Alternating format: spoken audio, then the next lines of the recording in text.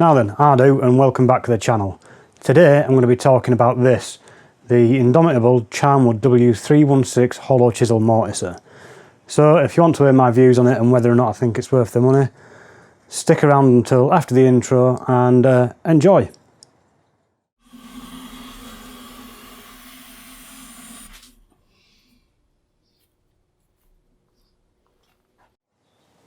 To start off, I'm going to talk a little bit about the morticer. So I paid £350 for this plus postage and packing from Yandles, and that included a pack of 4 Charnwood chisels. You can buy the morticer itself from lots of places for about £300. Now, before I move on to the actual morticer, the chisels, they did need sharpening when I got them, but that didn't take long, and it's a pretty simple task, and they've been absolutely fine ever since. So this morticer comes with a 1/2 horsepower or 375 watt motor, which doesn't sound like a lot, but actually it is enough to do the job that it's designed for. In addition to this, the morticer takes up to a 5/8 inch chisel, although you can go down much smaller than that. And the mass of this thing is 42 kilos, which is fairly hefty. In terms of the timber that you can cut mortices in, it can take, with a 1/2 inch chisel fitted, it can take timbers up to 110mm high and 125mm wide, although it can actually take more than that if you set it up right, making sure that you don't have the auger sticking out of the bottom of the chisel too far. I managed to do all the legs on my workbench, and they're about 120mm square-ish, 119, 120mm. So when I ordered it, I got the big box, opened it up, and the motor housing was locked in the lowest position, and I had to attach the arm and the wheels, and that's really about it. It took about 10 to 15 minutes to build, and then getting used to using it and setting it up for the first time took maybe half an hour. Some of the features on the morticer are that when you're setting up your cut and you want to align everything, you can bring the morticer down and then just lock it in position with an Allen key. So you lock it in position here with this Allen head bolt here, or Allen head machine screw. And as you can see, that holds it down wherever you want it to go. If I undo this, just undo it slowly, and the gas strut sends it back up. Likewise, if I want to adjust this table, there is this little lever here, and I simply undo that, and then I can move the table backwards and forwards with this dial here. And then before I use it, lock it back in position, and then it won't move. The sliding table slides side to side, but from the factory there was a little bit of play in it, and what you've got this locking lever here. This locks it in place, and I don't know if you can see, these are little Allen head grub screws with a nut on them. There's one there, and one under here, and likewise on the top sliding table where it slides transversely, you've got one there and one there, and all you do is you nip those up until not even till they're snug, but just till they're touching, and that removes all the play. So the grub screws on both the sliding tables, they actually work really well to take out all the play, and any wobble you see in there is actually in the table that this is on, not in the actual hollow chisel morticer, yet they leave them loose enough to slide about. Moving on to the build quality then. This base, both sliding tables, the dovetail keyways, and the main block that the motor sits on is all cast iron. It is very robust, and it's quite well made. I mean, none of it's been ground as such. You can still see the fly cutter marks and stuff in it, but it's smooth enough for this application. You know, we're not working to hundredths of a millimetre or thousandths of an inch here, so it's more than accurate enough for that sort of stuff. but it is at the same time really robust.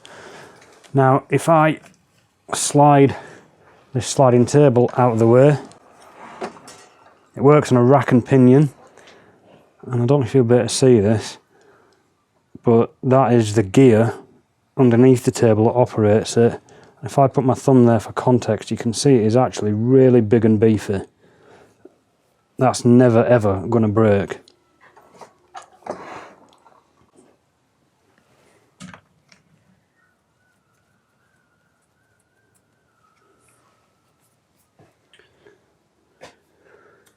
So to use this then, first of all, you've got your clamp here, and this is adjustable to 3 different locations on the top sliding table.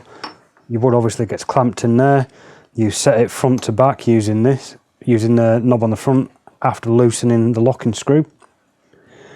And you just mark your start and stop lines on a bit of wood, and you use a sliding table to move it between. And you've got stops on these bars here, and you've also got a depth stop up here.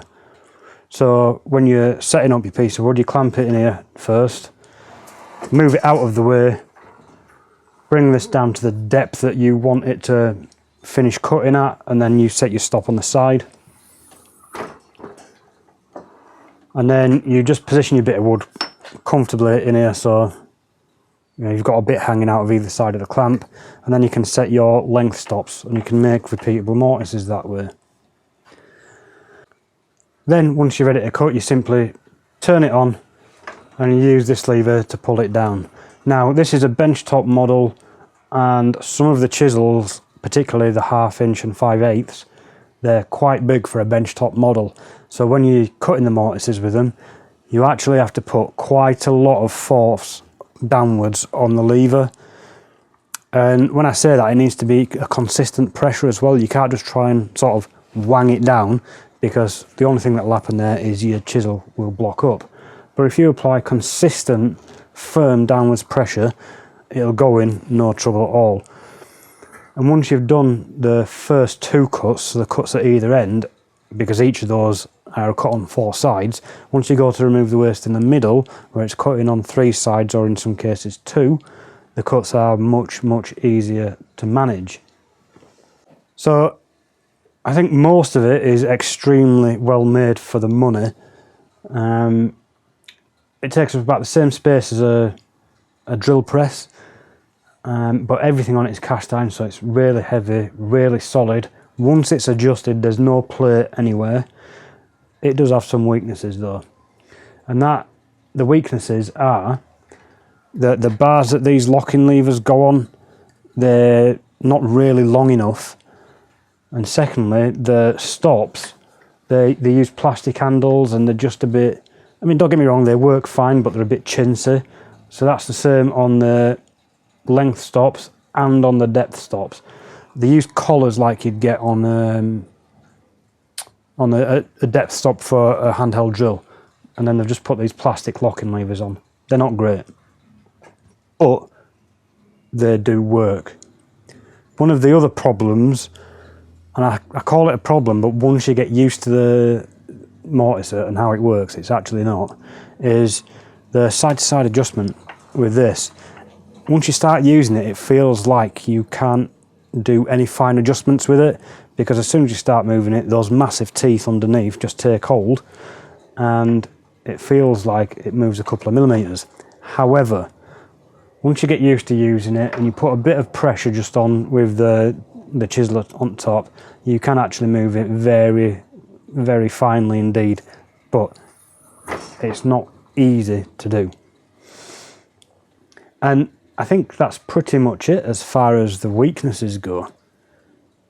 I mean, the handle, the way that you attach it is, there's a bit of slop in there, which doesn't feel great. I mean, if I bring you round, so to start with, the lever arm is attached with a spring and a screw. So there's obviously going to be some slop in there, and that's fine, because that's designed so that when you pull it down like this, if you're cutting very deep, you can pull the lever arm away a little bit to avoid contact in the hollow chisel mortiser. It's not an ideal solution. A better solution would be just to make the arm that the lever attaches to a little bit longer, although then that introduces more torsion and stuff like that. Another area that isn't fantastically designed is this castellated joint here. Focus. So in order for it to work properly, you need to keep a little bit of slack. If I do that up too tight, when I pull the lever arm down, I can't move it out of the way far enough to avoid contact in these tables. So it is by no means perfect. There are some minor issues with it, but they are very minor. You very quickly get used to them in use, and it, like the lever arm, it doesn't make it any harder to use, and in some instances the sloppiness in it actually makes it easier to use. The stops I'm not a big fan of. I think they're pretty crap. The depth stop works fine, but I'm not a big fan of the length stops. I just don't think that they're robust enough. But then I don't use them that often. I just mark lines on the wood. Secondly, it would have been nicer to have a larger handle on the front for the lateral movement, and it would also have been very nice to have a much larger knob for the transverse movement across the table. But it is what it is. At the end of the day, it's not £1,000 or £2,000, it's a £350 benchtop model. In terms of cutting mortises, it's incredibly quick for the right types of mortises.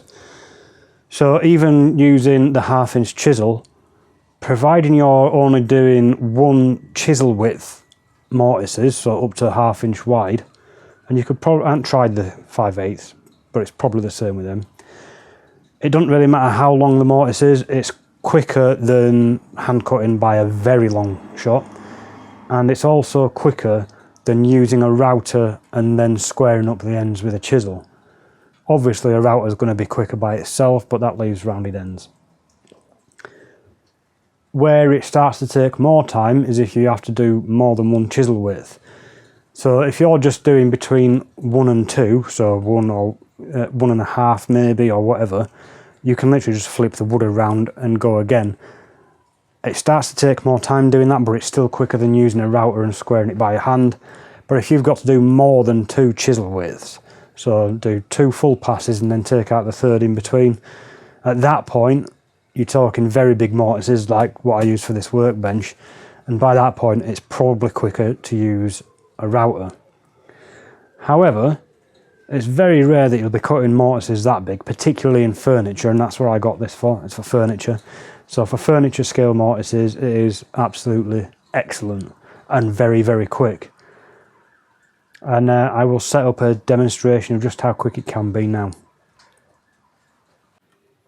I'm going to start off with a tiny 1/4" chisel and cut a 1/4" wide mortise. It's set to cut 40mm deep and 60mm long, and we'll do just one pass, so we'll see how quickly this goes.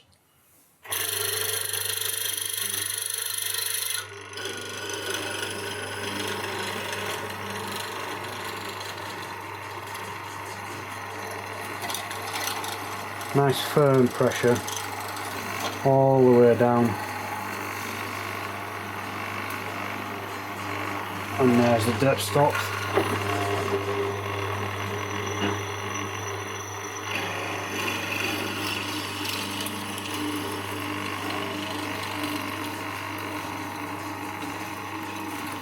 And this is inch thick oak.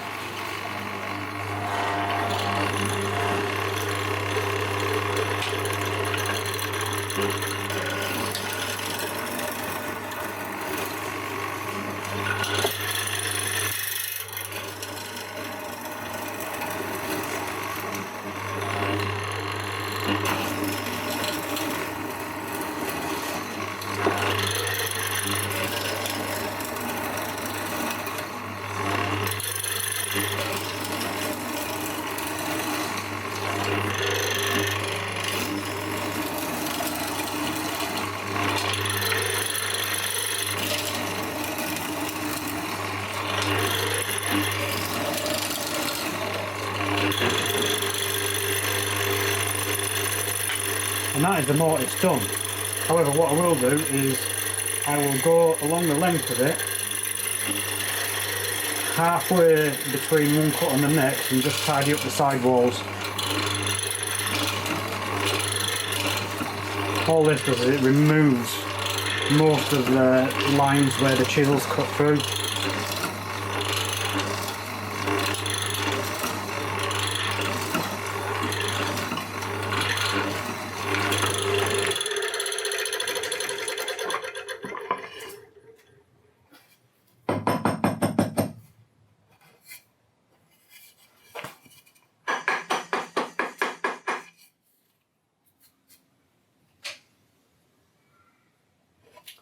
And there you go, 60mm long, 40mm deep mortise focus.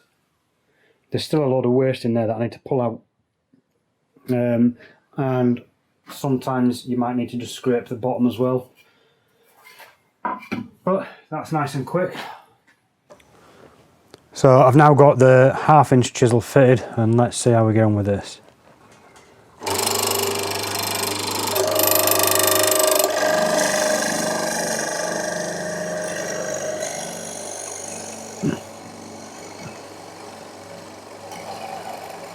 Nice consistent even pressure all the way down.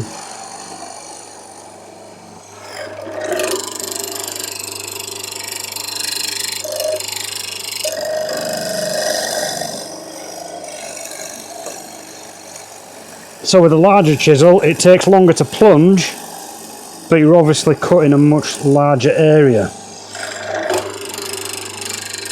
So it can be sometimes quicker using the larger chisels, sometimes it's quicker using the smaller.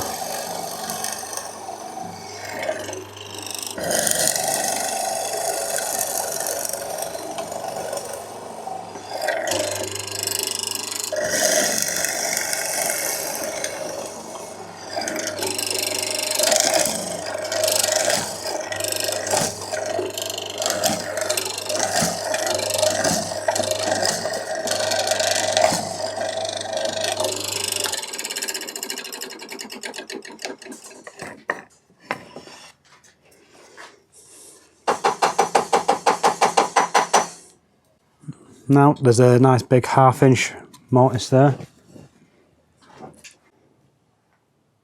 So you can see the side walls. Let me see if I can get this to focus. The side walls are, I mean, they have lines in them, but that's actually quite smooth. And you can see just down in the bottom of the mortises there's some rounded corners, and that's because I have the auger set slightly too low here. So that's the Charnwood W316 hollow chisel morticer, and as you can see it makes very quick work of furniture sized mortises, and if you're happy to not bottom out your tenons you can just leave the cut as it comes off the machine. If you want to bottom out your tenons it takes 30 seconds or a minute per mortise to tidy the bottom of it up. The smaller 1/4 and 3/8 inch chisels, they will cut quicker than the larger chisels, but obviously the larger chisels remove more waste, so the actual amount of time cutting the mortise is by and large the same, I would say. There isn't really much advantage one over the other, so I tend to go for the bigger chisel. A bit harder to push through the wood, but gets it done nice and quick, and I can use bigger mortises that way. So overall my thoughts and opinions of it are that Charnwood have, very much like they did with their table saws, they've hit the ball out of the park with this. It's not perfect, but everything that matters is really well made and incredibly robust. This fence is nice and square, everything's nice and beefy and made out of cast iron. It's dead simple to use. The motor's more than strong enough, as you could see there, cutting through oak. And it just saves a massive amount of time. The bits that I don't like are the stops. I think they could be better designed, and there's a bit of slop in the handle. You can adjust that out, but then depending on what you're doing with it, that can hinder your mortise cutting later on. So yeah, not a perfect design or perfect manufacturing, but everything that counts is well done. Like I said, The dovetail keywords, they're not surface ground, they're just straight off the fly cutter by the looks of it, and that's the same on the lower keywords. The tables are, however, ground. There's no fly cutter marks in these or anything like that. Nice and square, nice and solid. And for 350 quid with a set of chisels, for the amount of labour that it saves, I think it's an absolute no-brainer. You know, 350 quid is a lot of money for the hobbyist woodworker, but by the time you've bought even 2 mid-price hand planes, you're up in that region. It's about the same price as a cheap contractor's table saw. So if you're at the level where you're using contractor style table saws, this might not be the right tool for you. I don't know if you're like me or not, but I've always struggled with hand cut mortises. They take a long time, and you're not always guaranteed straight walls unless you use a paring block. Now, a paring block will guarantee you straight walls, but I always forget to use one when I'm cutting the mortises, and I'm annoyed when my mortises aren't perfectly square. The more I practiced, the better I got, but there was still a risk of it not being perfectly square. This just takes all that guesswork out of it, gives you nice square mortises in a very short amount of time. So yeah, I absolutely think it's worth 350 quid. It's well built. The things that are wrong with it aren't major and are not going to affect the performance really. And even though the things that are wrong with it are through not being particularly well thought out, they're not that weedy that they're ever going to break on you. You should have no problems with it. I think it's an absolutely indomitable machine. This thing is that robust for what it is. I can't see how it will ever fail. So yeah, money well spent. So I hope you found this video useful. If you did, give it a thumbs up and subscribe to the channel.